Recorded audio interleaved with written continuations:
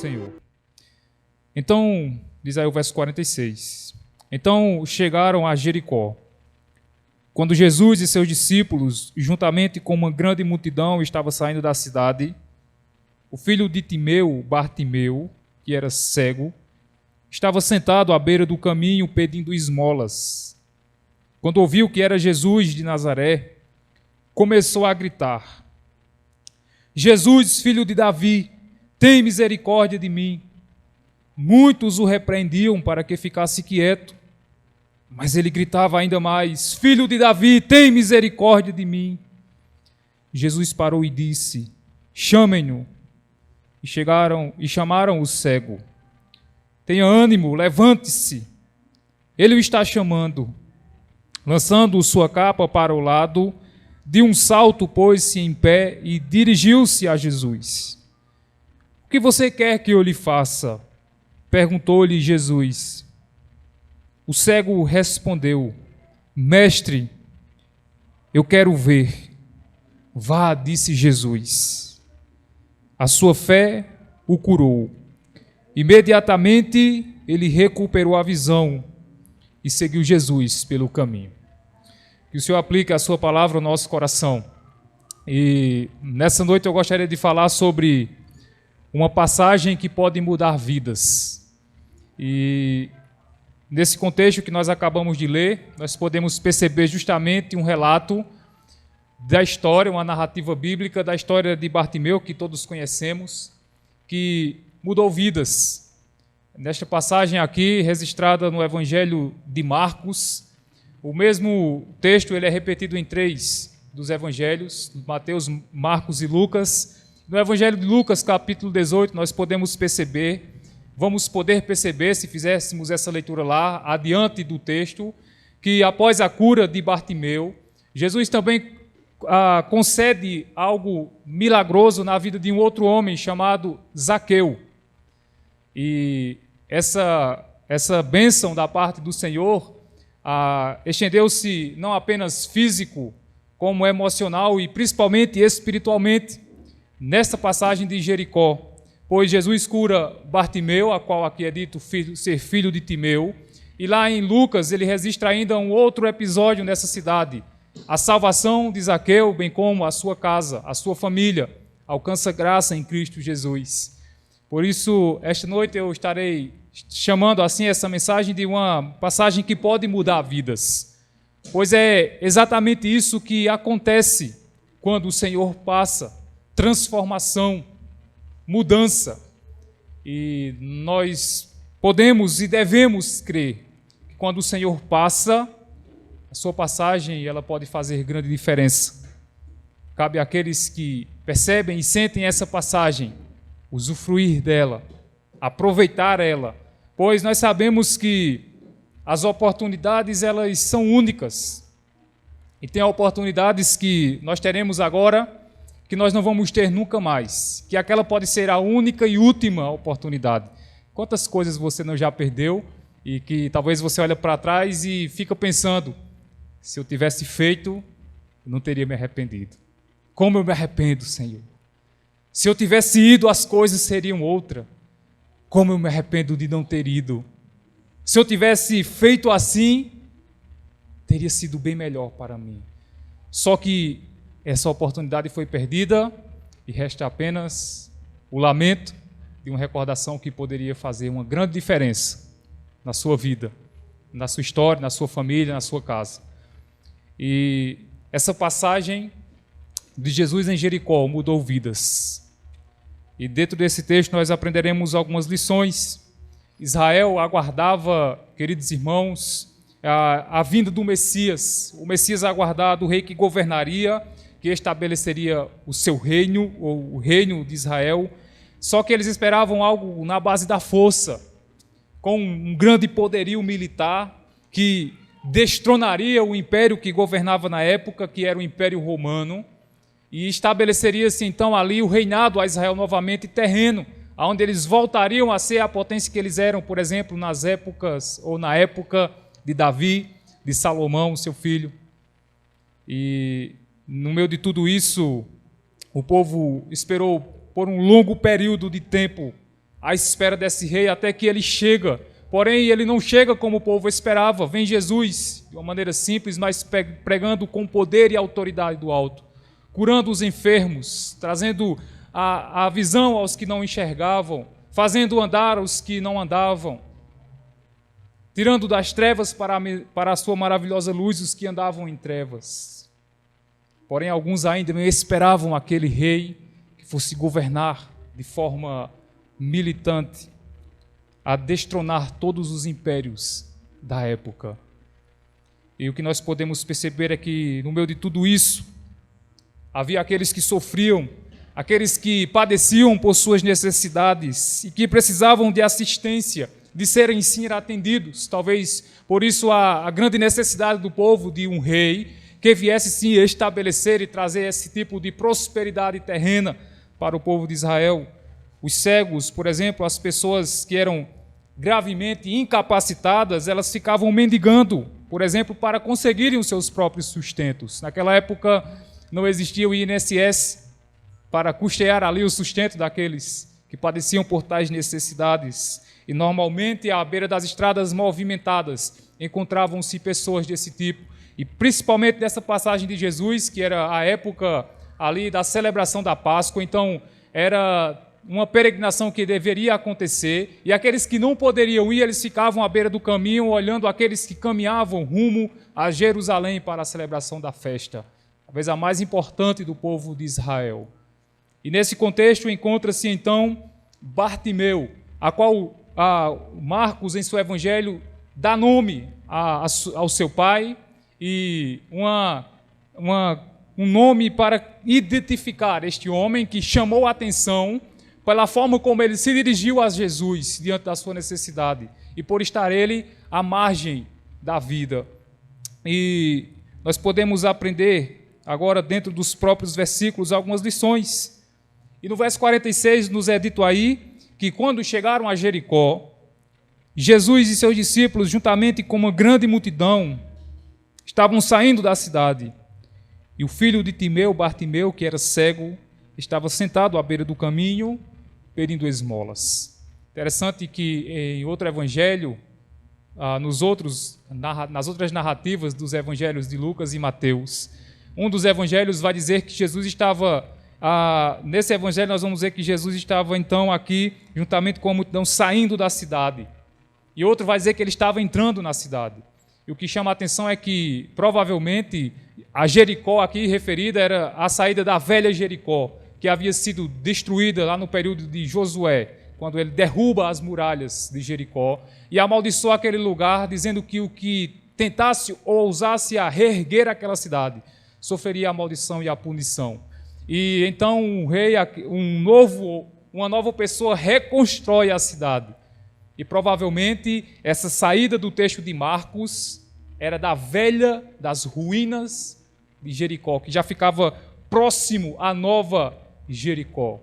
Uma cidade farta, uma cidade, de certa forma, próspera, que reunia muitos e que era atrativa, pois era um ponto estratégico na peregrinação rumo a Jerusalém. E nós podemos perceber, independente de qualquer coisa, se era na saída de uma, se era na entrada de outra, foi o episódio que aconteceu da narrativa, isso que nos importa, pois foi isso que de fato marcou esta passagem. Não se era na velha, se era na nova, o que importa foi o que aconteceu. E Marcos aqui, no verso 46, ele descreve o filho de Timeu, e não se sabe muito sobre a descendência desse homem, quem era Bartimeu, muito menos quem era Timeu, o seu pai, mas é citado aqui por Marcos essa descrição, dando a entender, de certa forma, que seu pai pode ter sido alguém importante e influente, mas pouco se sabe nos relatos bíblicos quem era este homem.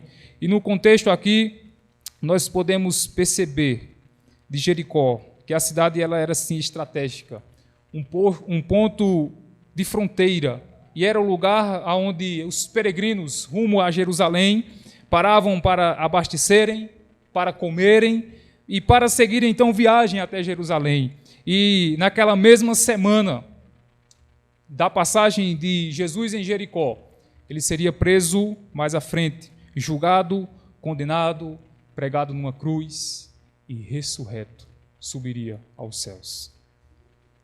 E antes disso, essa passagem mudou vidas. Essa passagem transformou histórias. Era a última vez que Jesus passaria por Jericó. E essa passagem ela precisaria ser aproveitada por aqueles. Ela não podia deixar, eles não poderiam, aqueles que veriam, deixar passar desapercebido esta grande oportunidade do homem que mudou vidas, que transformou histórias, que trouxe salvação e que ainda traz salvação. Pois Ele é o mesmo ontem, hoje e será eternamente. E nós podemos e precisamos crer. Aquela era a última e a única oportunidade do homem que Marcos chamou de Bartimeu. Se ele não buscasse a Jesus naquele dia, ele ficaria cativo para sempre no seu estado de miserabilidade a qual ele se encontrava. E ele tinha a única e última oportunidade da sua vida. Algo que nós precisamos observar também é que o Evangelho de Mateus e Lucas, eles destacam algo diferente aqui. Na verdade, Marcos e Lucas, eles descrevem apenas a figura de um cego, enquanto Mateus vai descrever dois. E para muitos isso é um texto que traz contradição também. Entretanto, esse texto nos ensina algo importante e que nós precisamos atentar.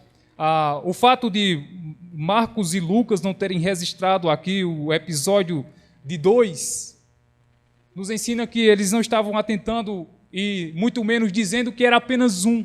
Eles estavam trazendo a verdade, a realidade, nos chamando a atenção dos leitores, do povo ao qual eles estavam direcionando o Evangelho, ao homem que se destacou em seu clamor. O que nos ensina provavelmente que um já havia jogado fora todas as possibilidades, já havia entregado-se ao seu estado, enquanto Bartimeu ele não se conteu. E ao ver Jesus, aquele homem ali, não se conteu ao ponto de dizer: Jesus, filho de Davi, tem misericórdia de mim. Eu não me conformo no estado em que eu me encontro, de miserabilidade. Isso chamou a atenção desses dois evangelistas, Marcos e Lucas.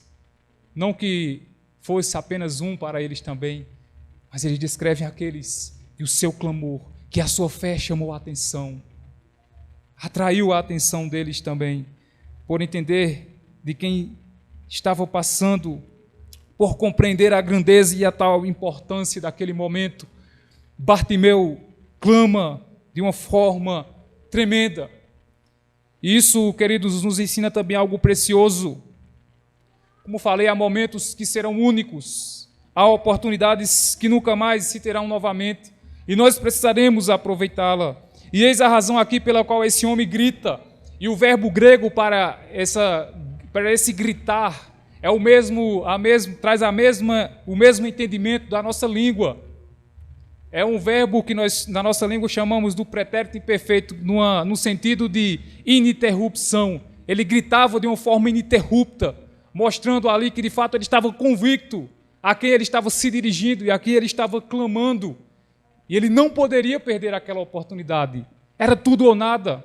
E ele precisava de Jesus na sua vida. Ele sabia que aquele homem poderia mudar a sua história, o curso da sua vida.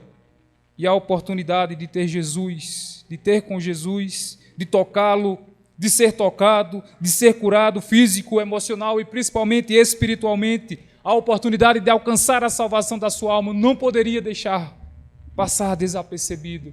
E aquele homem grita incansavelmente, ininterruptamente. A pergunta para nós essa noite: o que você tem feito com as oportunidades de ter com o Senhor? As oportunidades que o Senhor tem passado pela sua vida, tem desejado estar e ter com você, fazer uma profunda e completa transformação na sua vida, na sua história. O que você tem feito com as oportunidades? O que você tem feito com elas? O Senhor, Ele está passando e Ele está conosco nessa noite. Nós não podemos deixar que essa noite, que esse culto termine sem que nós possamos, de fato, gritar por Ele e pedir que Ele venha e molde em nosso coração tudo aquilo que ainda precisa ser transformado. Em nosso caráter, tudo aquilo que precisa ser mudado, Porque, querido, nós precisamos reconhecer que há muitas coisas em nós que precisam de mudanças e que elas não vão ser transformadas pelo nosso mero esforço, a não ser com a sua presença, com a passagem do Senhor em nossas vidas. Nós precisamos buscá-lo. Não podemos perder a oportunidade, como esse homem, todos os dias gritar incansável, ininterruptamente: Jesus, filho de Davi, tem misericórdia de mim, sou um miserável, preciso do Senhor. Enquanto nós não aprendermos e agirmos dessa forma, nós continuaremos no mesmo, da mesma forma, apenas à beira do caminho, enquanto o Senhor passa despercebido por nós. O verso 47 diz aí que quando Bartimeu ouviu que era Jesus de Nazaré, começou a gritar: Jesus, filho de Davi, tem misericórdia de mim. Exceto pelo que se ouvia, queridos irmãos, os cegos eles não eram conhecedores da lei, pois eles não tinham como ler. Naquela época já existia o que se conhece como a Torá, os 5 primeiros livros, o livro do profeta Isaías. Jesus vai fazer a leitura no início do seu ministério, lá no templo, na sinagoga, dizendo que ali estava se cumprindo aquela profecia. Então eles tinham acesso. E os cegos, eles não tinham naquela época o sistema que nós temos hoje, conhecido como braille, né? Que os cegos ali podem fazer a leitura. Naquela época não existia. E o único acesso que eles tinham de conhecer, dos outros judeus conhecerem, aqueles que padeciam de necessidades como essas, por cegueira, por não saberem ler, eles podiam ouvir a leitura da lei no templo. Eles podiam, de alguma forma, conhecer a história do Messias, que o Messias viria, o que iria acontecer. Isso foi suficiente para aquele homem entender que se tratava de Jesus, o filho de Davi, o Messias aguardado. E por isso aqui nós podemos perceber ele dizendo: Jesus, filho de Davi, tem misericórdia de mim. Cumprindo-se, claro, aquilo que estava lá no livro do profeta Isaías, capítulo 29, o verso 18. Que os surdos ouviriam e que os cegos enxergariam, fazendo referência justamente ao Messias. Bartimeu compreendeu pela fé. O Senhor o fez compreender que se tratava exatamente do Messias. E ele não podia perder aquela passagem. Aquele dia não poderia terminar de uma forma diferente da qual ele terminou, porque ele estava convicto. Mesmo como nós vamos ver diante da rejeição de muitos, que queriam de certa forma calá-lo, Bartimeu estava entregue às trevas e à miséria. Vivia a esmolar à beira da estrada, dependendo totalmente da benevolência dos outros. Um cego, queridos irmãos, ele nunca sabe para onde vai. E um mendigo não tem nunca para onde ir. Um cego nunca sabe para onde vai. E o único que pode nos dar a visão, queridos, é o Senhor. Se Ele não abrir os nossos olhos, seguiremos sem destino e sem rumo. Quantos hoje não sabem para onde vai? Quantos não sabem como vai terminar a sua vida? De fato, nós, de certa forma, não sabemos, humanamente falando, mas espiritualmente nós sabemos que com Cristo nós caminhamos para a eternidade. Mas quantos não sabem? Quantos andam como cegos? Certamente Bartimeu carregava não apenas a sua capa, mas juntamente com aquela sua capa, Bartimeu também carregava os seus complexos. Ele carregava os seus traumas, as suas feridas abertas ao longo daquela vida de humilhação, de rejeição. Ele carregava todas estas coisas. A multidão celebrava, a multidão cantava. Bartimeu, entretanto, só podia clamar por misericórdia. Ele estava incapacitado. E aquele homem roga com a petição que demonstra ainda mais o seu estado. E o quanto ele sabia a quem se dirigia, quando ele diz: Filho de Davi, tem misericórdia de mim. Ele sabia a quem se dirigia e ele reconhecia a sua dependência, o seu estado de miserabilidade. Era como se ele dissesse para Jesus: compadece-te de mim, Jesus. Derrama da tua graça sobre mim. Sou um eterno dependente do Senhor. Bartimeu reconhece o seu estado de miserabilidade, esvazia-se de si mesmo para ser cheio do Senhor. pergunta é: você sabe em quem tem crido? Você sabe a quem se dirige quando está clamando em oração? Realmente? Você sabe por que veio esta noite parar aqui? Você sabe realmente o real propósito de estar aqui? Se você veio para este culto, para prestar um culto, ouvir a doce voz do Senhor, sentir a sua refrigeradora presença, saiba que Ele está aqui, irá de encontro com o grito do seu coração. Se você veio com esse intuito de que esta noite não termine igual a forma como você gostaria, mas da forma que o Senhor deseja que ela termine, ela terminará da melhor forma, porque a passagem do Senhor muda as nossas vidas. Ela abre os nossos olhos, ela faz nos enxergar as coisas que nós não conseguimos ver pela nossa humanidade falha e a nossa natureza caída e pecaminosa. Nós precisamos saber a quem nos dirigimos e a quem clamamos. Bartimeu sabia disso. Por isso, esta passagem não terminou de uma forma desastrosa, mas de uma forma milagrosa, transformadora, salvadora. O verso 48 ainda nos continua dizendo que muitos repreendiam para que ele ficasse quieto, mas ele gritava ainda mais: Filho de Davi, tem misericórdia de mim. Era normal, nessa época aqui do ministério de Jesus, o repreender os que tentavam chegar-se até ele. Infelizmente, o interessante era que os que repreendiam eram exatamente aqueles que o seguiam. E em algumas passagens nós vamos perceber a repreensão. Em Marcos, no capítulo 10, nós percebemos, na verdade, em Marcos 10, nós percebemos a primeira repreensão. Marcos 10, 13, se você está com a sua Bíblia aberta. Alguns traziam crianças a Jesus para que ele tocasse nelas, mas os discípulos repreendiam. Nós podemos perceber a primeira repreensão, como se os discípulos, de certa forma, quisessem blindar o ministério, o prosseguimento do rei, da plantação do reino. E aqui no capítulo 10, o verso 48, a outra repreensão. Era como se eles estivessem dizendo: não interrompam, Jesus tem uma missão a cumprir, nós estamos rumo a Jerusalém e ele precisa chegar lá. Não interrompam, não sejam um empecilho. Claro, demonstrando total desentendimento acerca do reino. Os discípulos, queridos, não queriam interromper, atrasar esse estabelecimento do reino. É o que nós podemos perceber aí no verso 37 do capítulo 10, quando, por exemplo, numa pergunta aí, um pedido, na verdade, permite que na tua glória nos assentemos um à tua direita e o outro à tua esquerda. Neste pedido fica claro que os discípulos não estavam compreendendo com exatidão do que se tratava ainda o reino, a plantação do reino.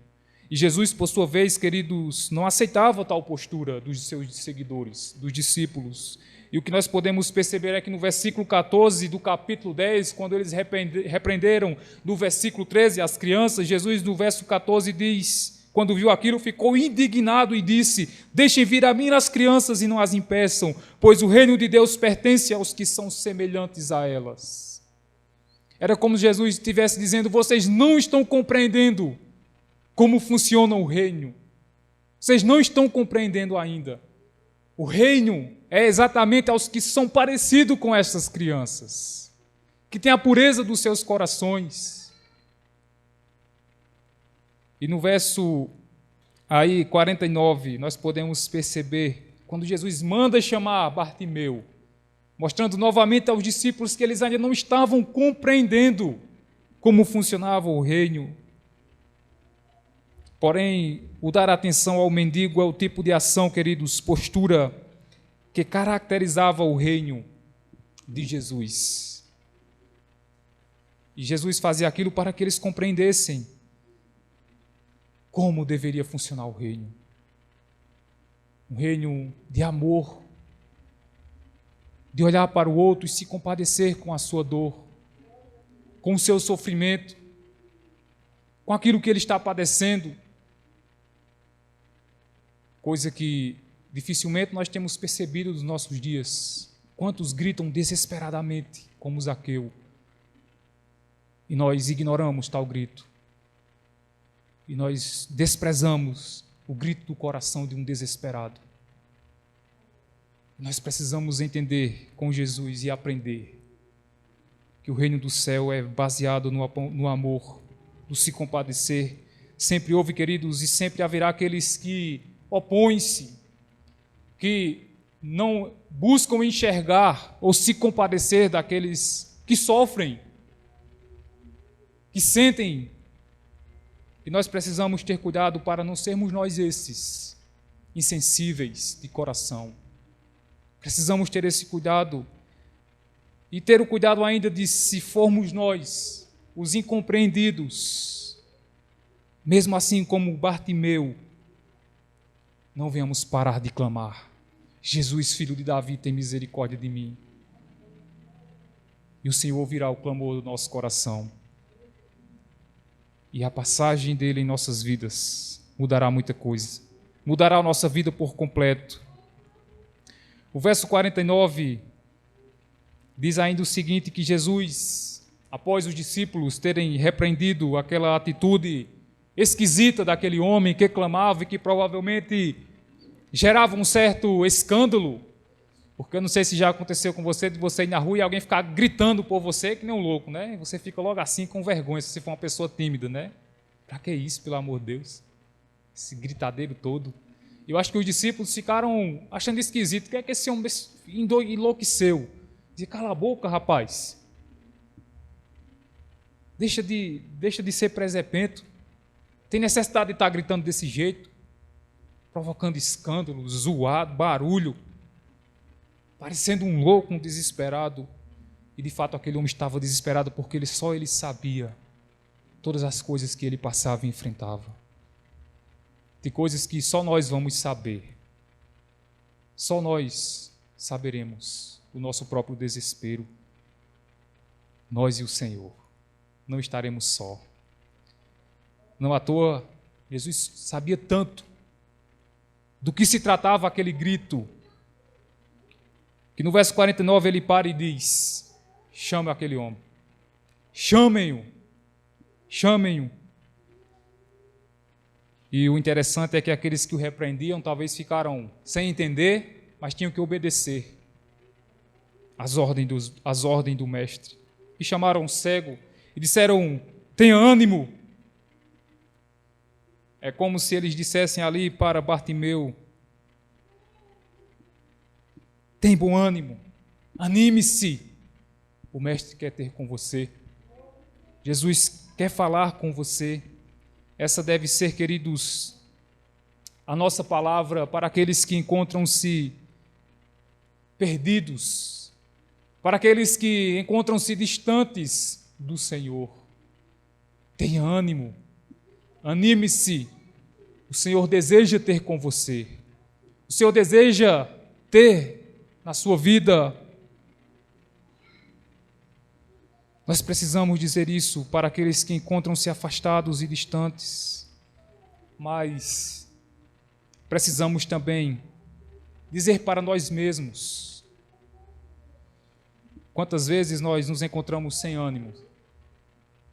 Ânimo de vir para a igreja, ânimo de orar, ânimo de ler a palavra, ânimo de servir ao Senhor, ânimo de dizer para os que estão perdidos: tenha ânimo. Porque como dizer para o outro ter ânimo, se eu não tenho ânimo?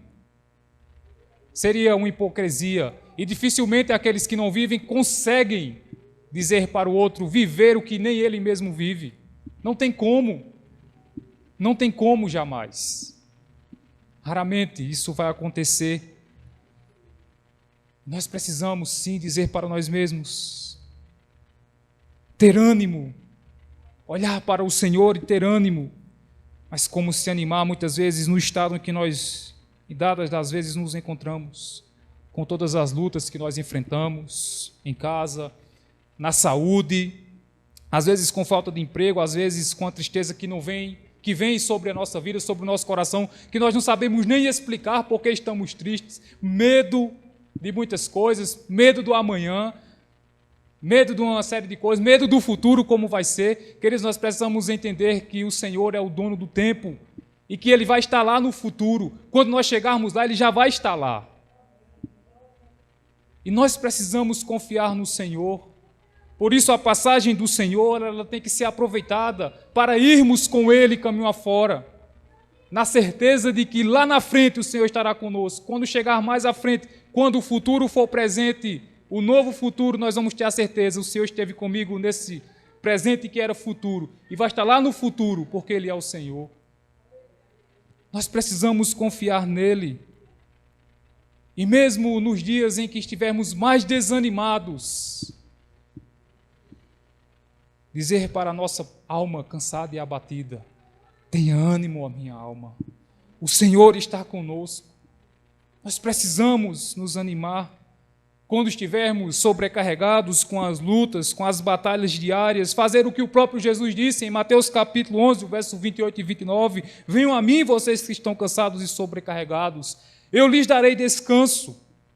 Tomem sobre vós o meu jugo e aprendam de mim, pois sou manso e humilde de coração, e vocês vão encontrar descanso para as suas almas cansadas. Foi isso que Bartimeu fez. Ele foi até Jesus.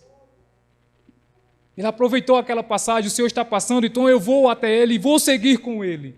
E nós precisamos ir até o Senhor e seguir com o Senhor. Versículo 50 diz aí que ele lançou a sua capa para o lado. De um salto ele se pôs em pé e dirigiu-se a Jesus. E nós podemos perceber aqui rapidamente que aquele homem ele levanta-se, dirige-se até Jesus, fazendo algo que é até difícil para os cegos. Ele pôs-se de um salto em pé e dirigiu-se a Jesus. O texto nos mostra aqui uma atitude de rápida agilidade, de tão convicto e tão certo como aquele homem estava, de que aquela passagem mudaria a sua vida e a sua história. Mas nós precisamos notar que antes de Bartimeu ir até Jesus, antes mesmo dele levantar, ele faz um gesto que nos traz uma lição profunda. Observemos aí que ao levantar-se, antes de levantar-se, ele lançou a sua capa para o lado. Está no início do versículo. E esse lançar a sua capa, ela nos traz uma lição que nós precisamos considerar para as nossas vidas também. A capa, queridos irmãos, ela era usada como um objeto indispensável na vida dos cegos. Ele servia, claro, de cobertor para a noite fria e gelada, pois eles provavelmente, em estado em que se encontravam, não tinham abrigo e moravam mesmo na rua, nas beiras das estradas, e precisavam estar aquecidos com o frio, com o vento, talvez com chuva. Eles precisavam, de alguma forma, ter como se manter. E ainda mais, é dito por alguns estudiosos que aquela capa também ela era estendida no chão, onde os cegos estendiam aquela capa no chão para que os que passavam nos caminhos, ou no caminho onde eles estavam, à beira do caminho, pudessem ir depositando ali a ajuda, a esmola que eles pediam, seja um dinheiro, seja alimento, não sei como era que ocorria. E eles utilizavam aquela capa ali. Eles eram totalmente dependentes daquele objeto. Fazia parte da sua rotina e do seu dia a dia. Era indispensável para eles.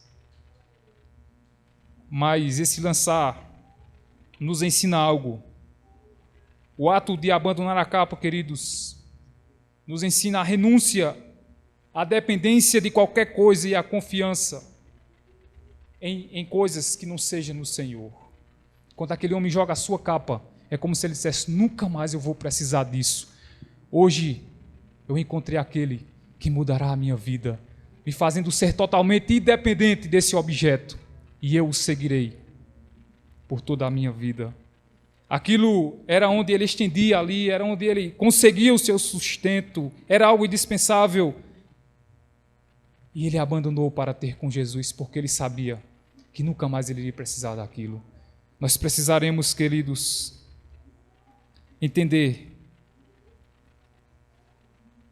que nós devemos ser sempre e somente dependentes do Senhor.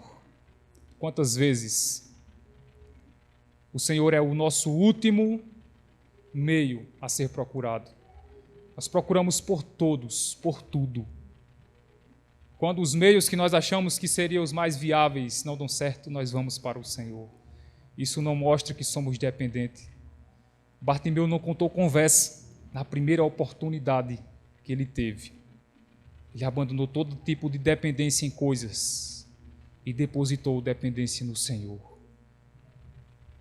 Nessa noite, a passagem do Senhor nos ensina que quando Ele passar, Ele deseja que nós abramos mão de todas as coisas que nos faz dependente dessas coisas e muitas vezes até prisioneiro delas. A abrirmos mãos e confiarmos somente nele, na força do seu poder, no que Ele pode fazer em nossas vidas, em nossa família, em nossa casa, para com os nossos amigos e colegas. Se nos momentos em que nós estivéssemos mais necessitados, nós corrêssemos para o Senhor. O verso 51 ainda diz: o que você quer que eu faça? Perguntou-lhe Jesus. E o cego respondeu: Mestre, eu quero ver. Para muitos, uma pergunta sem lógica. Por que Jesus perguntou se aquele homem queria ver? Por que Jesus fez aquela pergunta? É claro, ficou claro para nós que se tratava de um cego e que todo cego provavelmente queria ver. E nós poderíamos dizer exatamente isso. Mas, querido, já parou para imaginar que Bartimeu poderia ter outra atitude? Já parou se Bartimeu de repente dissesse: Jesus, estou sabendo que o Senhor multiplica pão, que o Senhor multiplica as coisas. Teria como multiplicar aqui as minhas moedas para ver se dá pelo menos para o resto do ano, para não ficar mais aqui nessa beira da estrada, é tanta poeira, é tanta humilhação. Teria como só dar mais um pouquinho de esmola. Poderia sim ter feito isso. Poderia, talvez, ele pedir uma capa nova. Essa daqui já está muito velha, Jesus. Tanto ficar no chão para o povo depositar as esmolas, está desgastada. De noite já nem esquenta mais o frio. Poderia ele ter feito isso. Ou então ele poderia simplesmente parar para Jesus e dizer: Jesus, para mim já deu, o que o Senhor der aí para mim está de bom tamanho. Tem mais jeito mesmo. Entretanto, queridos, ele vai além. Ele vai além ao ponto do tamanho da fé que estava em seu coração. É como se ele dissesse com a resposta: Jesus, Tu és o Deus soberano, não há outro além de Ti. Era o Senhor que esperávamos. Tu pode todas as coisas. Ele colocou-se novamente em submissão a Jesus como seu soberano e disse: Mestre, eu quero ver, eu quero enxergar, para que eu possa Te seguir, para que eu possa Te servir. E a pergunta é: como é que nós agimos? Como é que está agindo o seu coração nessa noite? O que você vai pedir ao Senhor nessa noite? O que você tem pedido a Ele? Qual o tamanho da fé do seu coração? Qual o tamanho da fé do seu coração? Às vezes nós estamos tão desacreditados, como falei no início, Marcos e Lucas registram apenas um, porque provavelmente esse um foi o que mais demonstrou insatisfação com a condição a que ele se encontrava. Às vezes nós relaxamos na condição que nós estamos. Nós achamos normal como nos encontramos atualmente. E não quero dizer aqui apenas questão financeira, mas espiritual, queridos, porque espiritualmente falando, o homem quando está morto, ele pode ter tudo, ele não vai ser nada. Quantos se conformaram Quantos de não servir mais o Senhor com alegria? Quantos se conformaram em não ler mais a Bíblia diariamente, em orar, em clamar ao Senhor, em colocar os seus joelhos na sua presença, se humilhar? Quantos se conformaram em ser simplesmente um crente de vir à igreja, sentar e ir embora? Quantos se conformaram? E o Senhor está passando e nós não temos sequer o ânimo de dizer: Jesus, filho de Davi, tem misericórdia de mim. O que eu estou me tornando? O que eu me tornei? Nós precisamos, queridos, aproveitar e não dizer para nós mesmos: se o Senhor quiser, Ele pode fazer. Eu mesmo não tenho mais jeito. Quantos, queridos, já ficaram pelo caminho, como o pródigo, hoje estão comendo migalhas? Quantos já estão perdidos dentro da própria casa como a dracma? Nós precisamos pedir ao Senhor que nos ajude, que mude a nossa vida, que mude a vida e salve aqueles que nos pertencem, que nós amamos. Sim, queridos, porque o fato de você estar aqui, o fato de eu estar aqui também, não quer dizer que a minha família, a sua família já está salva. Eles precisam conhecer a Jesus e ter um encontro com Jesus, entregando e confessando a Ele. Nós não podemos nos conformar. Se o Senhor quiser, Ele salva. Nós temos que pedir, que chorar pelas almas, inclusive daqueles que nós amamos. E por último, o verso 52 nos diz ainda, Jesus diz o seguinte: vá, disse Jesus, a sua fé o curou. Imediatamente ele recuperou a visão e seguiu Jesus pelo caminho. Jesus alega o resultado de tal desejo ter acontecido. A tua fé te salvou, te curou. A cura aqui não foi só apenas física, também. O Senhor cura fisicamente. E nós não podemos esquecer disso. Se Ele quiser, Ele cura. Mas principalmente Ele cura o nosso coração. E Ele curou, atendeu o tamanho daquela fé. A tua fé te curou. A tua fé te salvou. E a tradução original para essa palavra salvar vem do grego sozo, que significa exatamente salvação. Porque Jesus não estava apenas preocupado em curar o físico daquele homem, mas a sua alma, para que ele estivesse na eternidade com Ele. Isso é o que importa, queridos. Porque no mundo nós vamos ter muitas aflições, mas nós precisamos ter bom ânimo, porque Ele venceu o mundo. E mesmo diante de todas as aflições, nada poderá nos separar do amor de Cristo Jesus. Por isso nós temos que aproveitar a sua passagem. Bartimeu não só foi socorrido, ele foi salvo. Aproveite a oportunidade do Senhor essa noite. Não deixe que ela passe desapercebido. Bartimeu, naquele dia, ele poderia ter muito bem dito para si mesmo e ter repetido aquelas palavras para Jesus: preciso me dedicar à minha ocupação.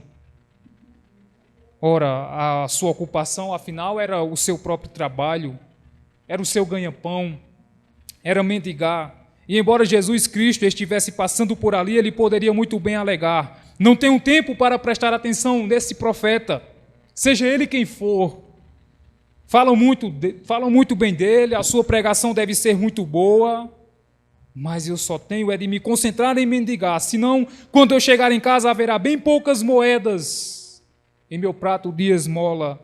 De fato, não posso dispor do meu precioso tempo para prestar atenção nesse Senhor. É isso também, queridos, que muitos têm dito: olhe, meu trabalho me toma muito do meu precioso tempo. Tenho que trabalhar de manhã cedinho até o pôr do sol. No outro dia, antes que o sol se levante, eu tenho que me levantar antes dele e trabalhar até bem tarde da noite. Quando estou cansado demais, então, para ler as Escrituras ou orar e ter desse Senhor aquilo que realmente eu preciso. e apresentar então ao meu Deus todas as minhas dores, todas as minhas angústias e aflições. Eu poderia ter dito isso. E é isso que nós temos dito muitas vezes. Hoje estou cansado demais para ter com o Senhor. Ele me entende e eu vou dormir. E quantas vezes nós não temos dormido com as aflições dentro do nosso coração, sem apresentá-las a Jesus Cristo, o Filho de Davi, o Salvador.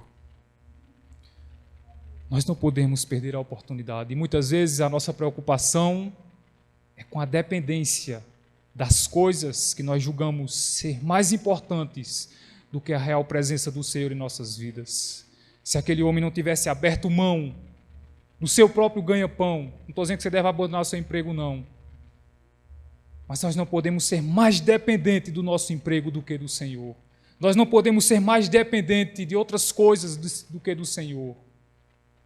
Porque se Bartimeu tivesse sido mais dependente das suas próprias necessidades, ele teria perdido o principal. Não perca o principal, queridos.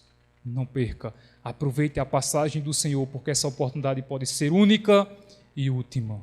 Que o Senhor nos ajude em nossas fraquezas, a dia a dia nos aproximarmos dEle, apresentando a Ele, assim, as nossas dores, as nossas angústias e as aflições da nossa alma.